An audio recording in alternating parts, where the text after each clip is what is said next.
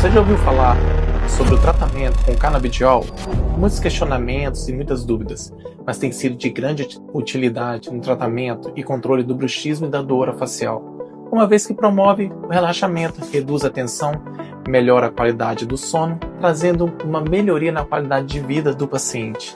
Se você sofre de alguma dessas consequências do bruxismo da dor facial, como irritabilidade, dificuldade para dormir, entre em contato com a gente e conheça as novas modalidades de controle que vão melhorar a sua qualidade de vida.